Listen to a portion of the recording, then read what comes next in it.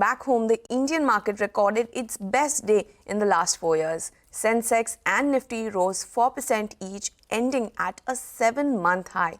BSE-listed companies added market cap of nearly 16 lakh crore rupees.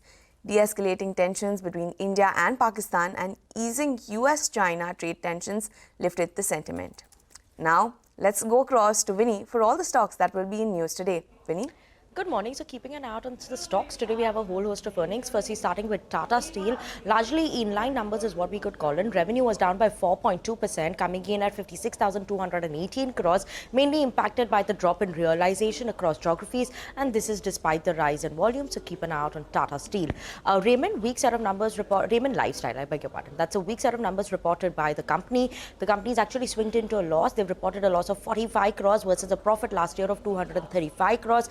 Revenues are down by 11.3% as well. Margins, a sharp contraction on that front. Margins just at 1%. And mainly the losses are because of lower revenue as well as higher expenses impacting the overall performance of the company. TD Power, strong set of numbers reported by the company in Q4. Profits up by 82.8%. Revenue up by around 32% as well, coming in at 348 crores. And margins seeing a sharp expansion of more than around 300 basis points.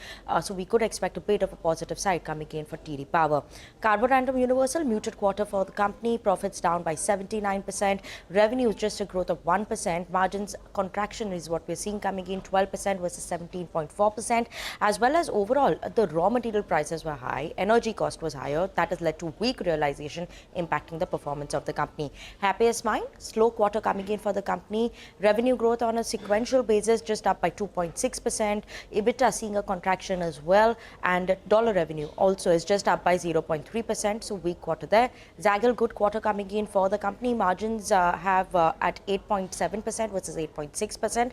Revenue up by 22%, and guidance is quite strong, so could see a positive move. And Paytm, we have Fin, which is looking to sell 4% via block deal. Keep an eye out on that. And K Fintech, we have General Atlantic Singapore Fund that will be selling 6.9% stake via block today. So these stocks will be in focus. It promises to be an action-packed day with stock-specific reactions, earnings reactions and whatnot. We'll keep an eye out on all of these names. Vinny, thanks a lot for that. And lastly, Sudarshan joins in with cues from the F&O space. Sudarshan, good morning. From 24,000 to 25,000 in a single day. What's the F&O data indicating now? Good morning, Garma. So last week we saw our armed forces dismantling terror infrastructure in Pakistan.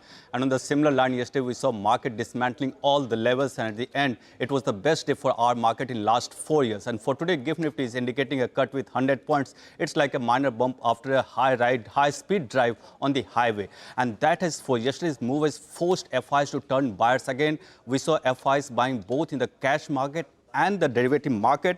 And on the option front, action has moved at the higher levels. At the lower level, we saw action at the levels of 24,500. And on the higher level, the action has moved to 25,500. And that becomes the support for Nifty. Support is now seen somewhere in the range of 24,400 to 24,500.